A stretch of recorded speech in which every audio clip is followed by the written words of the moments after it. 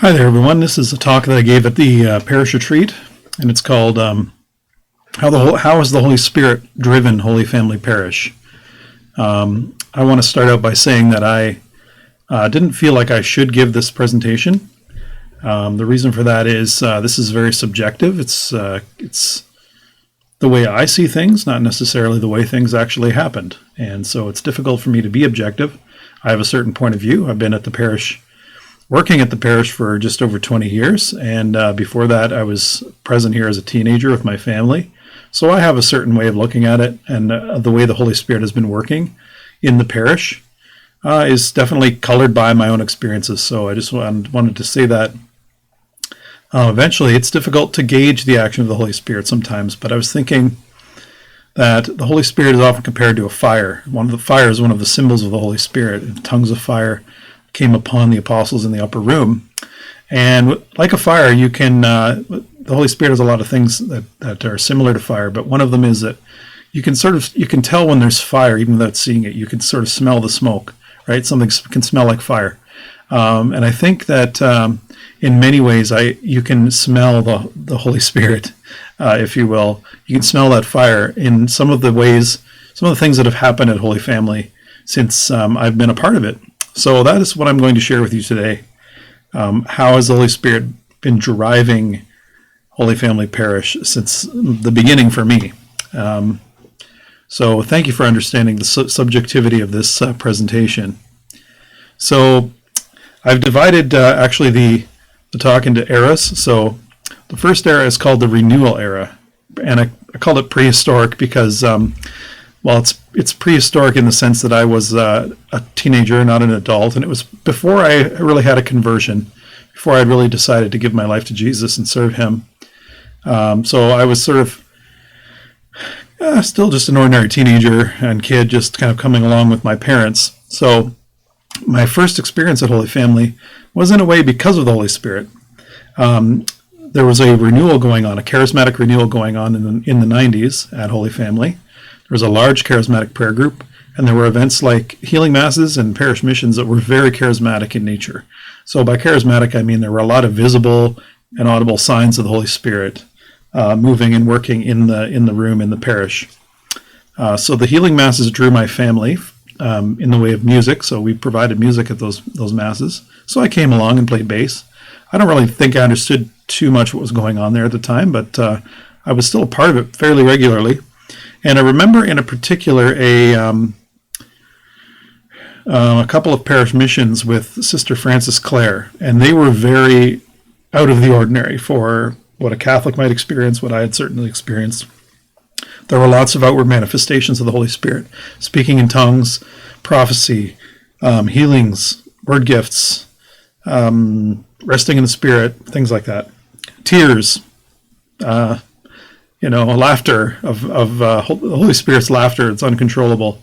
So I saw a lot of these things, and I remember it having an impact on me. I sort of sensed that I wanted it, but I didn't really know how to go about it. And I remember having some experiences there, like being like, I can sense sort of the presence of the Holy Spirit, the presence of God, but I wasn't really sure what it meant, and it didn't seem to have much of a lasting impact on my life. At least I didn't think so at the time. So. And another factor in those days was the presence of a priest named Father Dave Cote. And I was hesitant to even bring up a priest's name because obviously every priest brings his own gifts and things with him. However, Father Dave had a particular gift of being able to really allow the Holy Spirit to work and seemed to be okay being out of control. He seemed to have a sense of abandon, like just to be able to he would sort of sense what needed to happen, and he would just go with it. And even if it was a little uncomfortable or out of the ordinary, he was okay with that. So he was the pastor at the time, and he had an impact on me for a lot of reasons. One of them was just that how open he was. I feel like Father Dave was being driven by the Spirit. He had a very close relationship with the Holy Spirit. He had kind of a conversion to the Holy Spirit because of a priest named Father Bob Bedard, who founded the Companions of the Cross.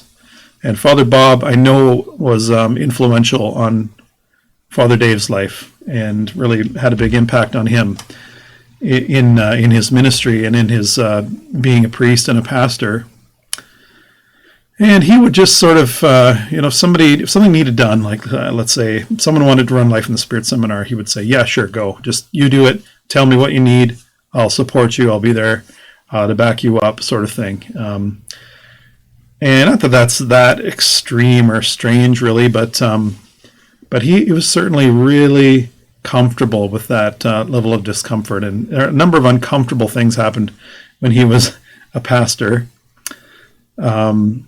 For instance, the healing masses where, like I said, strange, sometimes somewhat strange phenomena would occur. The first Friday, they drew people from all over. That was kind of an unusual event that Catholics from all over the area would come to.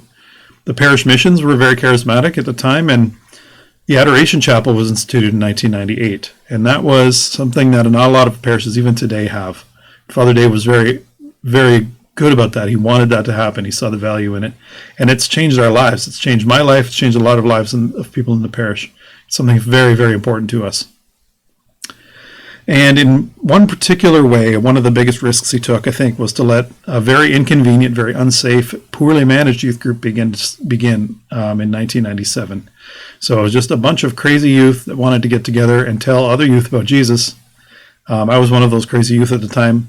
And he said, yeah, sure. Yeah, let's do it. And even though they're messy, they're noisy, people didn't like it at the time. They felt it was inconvenient, and they kind of wanted to be outside of the church, or aren't the schools doing that? Those kinds of things.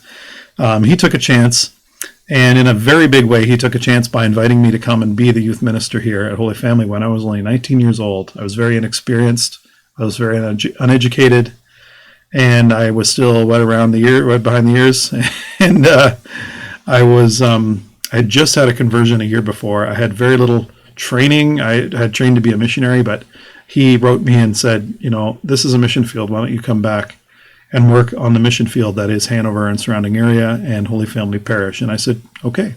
And I've been here ever since. It was a huge risk for him. And were I in the same position, I don't know if I would have had the gumption to be able to do that. But Father Dave certainly did. He was something else. He passed away in 2005, a couple years after leaving our parish for another parish. And I miss him. So this is something I've struggled to live out, is that the Holy Spirit is sort of dangerous and risky and unpredictable. And that's something about Father Dave that I really try to emulate. And I still haven't got there. I still am learning how to do that. Very proud to have known that guy. So you might have called that the Father Dave era too, because the gap era is what I call the time after Father Dave, not because there was a change in priests really, but because there was a period of time in there where it was a period of growth. It was a period of growth for me. A lot of things happened in my own life. I got married. I had my first children in there in the 10 years following, 2003 to 2013. But also, I was focused mainly on the youth group, and a lot was happening in the youth group. It was Catholic kids coming together and experiencing God in a new way, learning their vocation, and in a lot of ways having their lives transformed by God and by the Holy Spirit. So the Holy Spirit was working. I could see that happening in lots of different ways. I don't really have time to go into it too much, but Eucharistic adoration continued, the healing masses continued. Holy Family really was kind of known for music and youth ministry and the healing masses and lots of different things like that. And some of the fruits of the Holy Spirit's work in that time were some vocations to the priesthood, a vocation to the religious life. And these were Catholic young people who had come and had an experience unlike any other because of our parish. I know that was the work of the Holy Spirit. You can see the fruits, right? You know me by my fruit. So there's that. And under the leadership of Father Mervyn, there was a parish team was formed in around 2008. And also Deacon Charles also kind of came alongside us at the time, received permission to preach here once a month, but even more so, joined the parish team and helped us sort of set the stage for what would happen a little bit later. I see the Holy Spirit working in all of these things in a lot of different ways. Leadership, growth, not really a time of rapid change, but a time of certainly of like embedding of the Holy Spirit and of the work He was doing. And that leads me to the next era. I don't know if this is an era or not, but there have been a lot of developments since 2013 in the way of the parish's strategy. And this really, for me, is a movement of the Holy Spirit that I think we're still understanding and unpacking and experiencing in many different ways.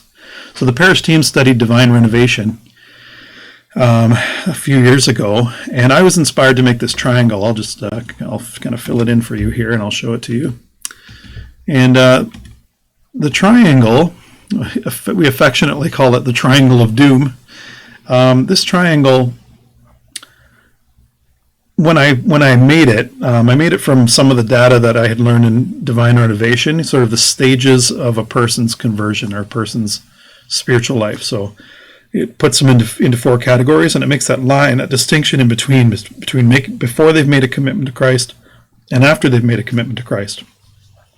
And I put it in, I just kind of added some colors, and I put it in a triangle because at the bottom, that's the largest group of people, the group of questioners, and then they get smaller as we go. And the apostles, of course, are sent out into the world, to the questioners, to the seekers, to the disciples, to go and make disciples of all nations, which of course is our parish mission and the mission of the church. All of this was kind of new at the time. Not that it was new, but it was like seeing it for the first time. And this triangle in particular, what I wanted to say about this triangle is that it was like I knew what it should look like long ago. It was like it was already in my head. I was already in my heart. I had already been experiencing it, living it in a way. But seeing it made it so much clearer. It just made so much sense to me. And it continues to shape what I do and to shape the ministry at Holy Family very, very profoundly. So it was like something I knew was real for a long time. And I was seeing it for the first time on paper. And it had an amazing change. Also, our discipleship path, the fact that we recognize that that there's a journey that goes from maybe being completely distant from God and from the church. There has to be pathways into the church, ways of belonging to the church that maybe aren't quite traditional in the sense of, entering the faith sacramentally through baptism. There has to be other ways that people can join and that people can sort of develop before they make that step, for instance. That was new. So that the making missionary disciples, the triangle of doom, and our discipleship path were two big things that came out of divine renovation for us. So the drive here of the Holy Spirit was to see the church's role in the world and the community of Hanover differently. And it was a really big learning experience for me. Until this time, I had seen our ministry here at Holy Family, my ministry in particular, as building up the insider church, so those who are already here. So taking the ones that were already here and building them up. And it was there was a shift from that. Not that doesn't still happen, but I began to see how we were only doing that. I realized we had been missing the questioners and the seekers entirely. Maybe not entirely. That's not fair. But that we had been sort of marginalizing them without even realizing it, and really focusing only on the disciples. Again, if you look at that triangle, really only focusing on the green, providing the sacraments, providing catechesis, and equipping and renewing the disciples without giving the seekers and the questioners what they need to advance into the life of the church and into God. So that was a big change for me. It took a really tangible shape in the youth group because we decided to focus our main ministry, the mustard seeds, on seekers. That was a big shift. Up until then, I would have gone out and I would have said, at schools and things like that, I would have been like, hey, if you're a good Catholic kid and you want to grow in your faith, you come on board and come to the mustard seeds. We began to realize that the people that wanted to come, the people that were coming, were seekers. They had not yet made a commitment to Christ. Some of them had very little knowledge of the church or of the faith or of Christianity or of God or of morality or anything like that, but they wanted to belong. And so we started changing the way that we were preaching to them and teaching them. And in order to not leave out the disciples, we formed a discipleship group just last year. The discipleship group focuses on the disciples, so it gives them material that they can use to grow and develop their faith. And also, not only that, but be sent out as apostles into the youth group, into the others in the youth group. So this is kind of a little almost an experiment of what we hope will happen in the parish as a whole. And we've done that in lots of ways. Other ways that the Holy Spirit is working in the church at large. Things like Alpha, where we've provided a way in, a pathway in for those that are seekers, that maybe they know something's there, but they're not sure what, and they're not sure where to go with it. And we hope to also begin really focusing on questioners, really giving them a chance to belong, giving them relationships with people in the church. These are all so important. It really changed. Divine Renovation really did change the way we saw things, and I really believe that was a move of the Holy Spirit. And in the parish, we see many people driven into the wilderness by the Spirit, leading small groups, helping to lead Alpha Network, numerous other ministries. Lots of ways that you can see the Holy Spirit. You can smell the smoke of the Holy Spirit. And I think like fire, the Holy Spirit spreads, right? When somebody is on fire with the Holy Spirit, when they're near somebody else, they can't help but catch fire. It's amazing. It's like that. It's been happening since the first century, where that first time they received the fire, it spread, and it's been spreading here, and it's been spreading into our community. It's very exciting.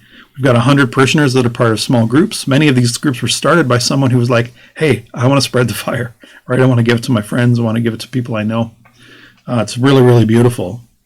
And there are rumors of a seeker service, which is a service designated or targeting seekers in the community, people that aren't yet part of our community sacramentally, but want to belong, want a place to belong where they can receive healing, the proclamation of the gospel, where they can receive the truth, where they can receive meaningful relationships with Christians. People want this. And that was supposed to have happened after the parish mission, but it, of course, kind of got sidetracked a little bit. So the current era, I call this the reset button, and I don't mean to sound like, the Great Reset or anything like what's been going on politically lately. By reset, I mean we haven't been shut down. We've had a chance to sort of start over, like when you push the reset button on your computer. It starts up again, right? And we have to ask ourselves, are we going to start up exactly the way we were? Or are we going to start up in a new way? Are we going to look at ways that we can improve what we're doing, change what we're doing? Where is the Holy Spirit leading us right now? This is one of the reasons we had this parish retreat. How is the Holy Spirit driving us forward? So we ended our first Zoom Alpha a couple weeks ago, and it was a little bit strange, but we all recognized that something happened there that we couldn't have possibly planned for, that people were moved and touched in a way on Zoom that we couldn't have done in person. That's really kind of incredible to me. So we can now we have the choice really to let ourselves be driven by the Holy Spirit or to resist, to hunker down, and worse, to go back to normal. I don't think the Holy Spirit wants us to go back to normal. I think he has so much planned for us, so many ways that he wants to change our parish and our world. And I think we need to really ask ourselves, are we ready for that? Are we ready to be uncomfortable, driven out of our comfort zones by the Holy Spirit into something new, whatever that is? I don't know what it looks like. Your guess is as good as mine. I have a few ideas, but and I'm going to do my best to listen, as I hope you will. What is the Holy Spirit saying to us? How has the Holy Spirit been preparing us for this moment and this time in history that's just so unprecedented? I hate to use that word, but it really is. So the question for you to reflect on and maybe get back to us on is, how has the Holy Spirit been working in your life and in the parish from your view? Thanks for watching, everybody. Hope to hear from you.